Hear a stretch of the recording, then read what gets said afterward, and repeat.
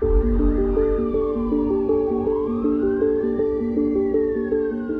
last June, about 2:35 Friday morning, June 10th, I got a phone call. It was our alarm company, which is never a good sign when you're being woken up out of a deep sleep by the alarm.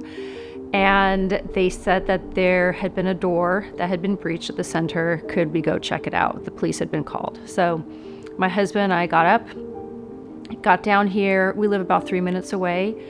As we pulled around the corner, I remember grabbing his hand and saying, "I don't think it's a door." There was probably 20 firefighters surrounding our building. Neighbors were all out. I found a police chief, and he told us that somebody had broken in and had started a fire, and at this point they were pretty sure it was intentional. I was pretty scattered at the time. A lot of emotion immediately went through me. We just held on to each other and cried because it was unreal. And you go through the feelings of things like, what we do is so good for women, and we do it because we love women. We're called to do this, and the Lord provides us to do that. We're just being faithful to that. So all those things go through your mind, and then you get angry. Like, they're not going to get away with this.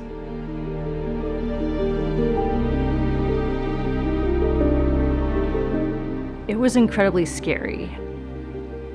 There are so many emotions, not wanting to come back. Sending my staff to other centers was really hard. There was a fear of, what if it happens at this center? That worry that they were going to come back and continue to destroy this building. The fact that it's standing is a miracle, but there's that fear that they're going to see us like rebuilding or working on it, and they're going to come back and harm it in other ways. There's just been this great unsettled feeling.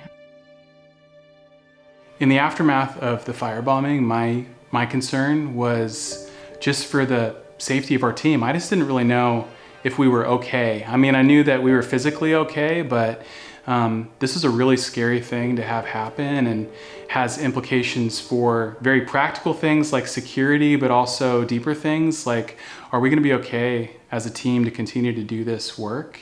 Our team had already proven itself to be very resilient. It was just a couple months earlier that we had experienced vandalism at our Southeast Center, which was also really scary. But in this instance, the people who attacked us had a really specific intent, which they were clear about online. They wanted us to be afraid. They wanted us to shut down, to stop doing what we were doing. And they also wanted us to enter into the same kind of fight that they were trying to have with us. So that meant us really genuinely taking stock of how we were feeling and what we were experiencing, even the anger that we were carrying in the aftermath of what happened, but not responding in kind. At first, you know, when you have that anger, and then all of a sudden you realize that it's only prayer that's going to take care of the person that did this. We need to be praying for them and not call them an enemy.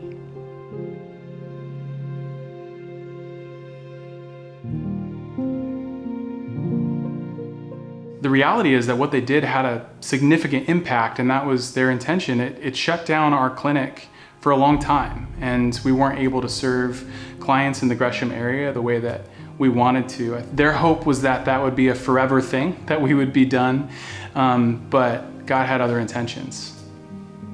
The center in Gresham has always been one of my favorites. I have to admit that, because I was here from day one.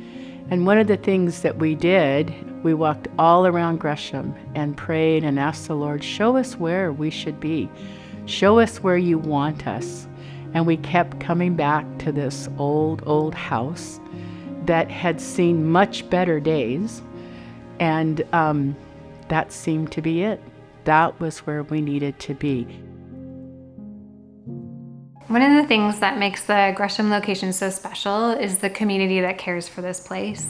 There are a lot of people who have loved this place really well for a lot of years, and they continue to show up. They continue to care for this location in tangible ways that we have seen over and over again. I'm also really looking forward to the team being able to be here in person again, to be able to do the work that they love. I'm excited for Leah, for Christy, for Katerina, and the rest of the team that God's gonna bring to this location. I think they're gonna do an amazing job welcoming our patients as they come in these doors. And this location is so beautiful. They are gonna love being able to welcome those women in and to care for their needs.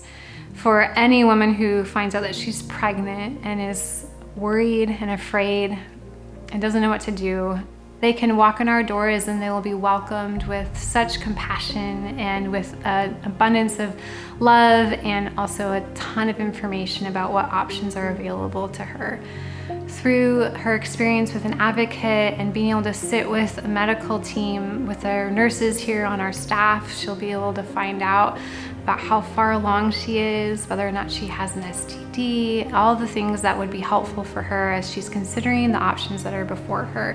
And whether she chooses to adopt or abort or parent that child, she knows that this is a place that's going to offer her information in a caring and kind and compassionate manner.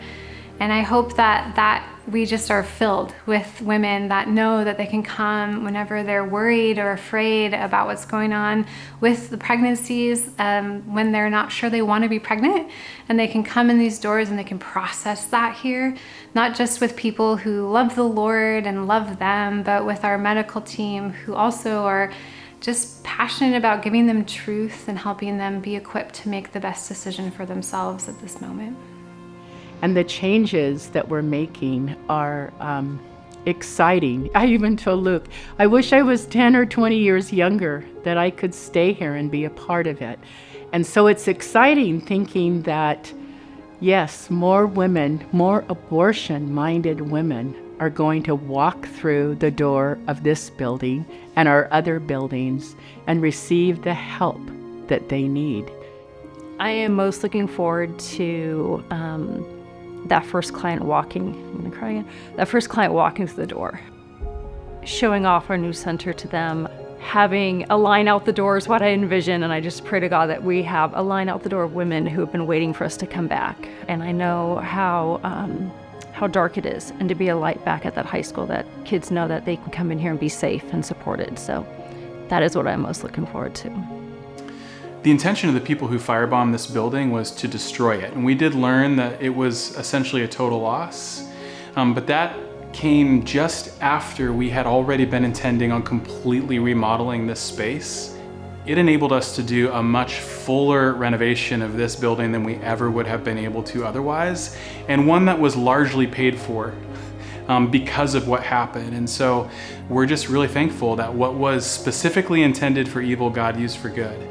And that's been demonstrated in so many different ways throughout this entire process.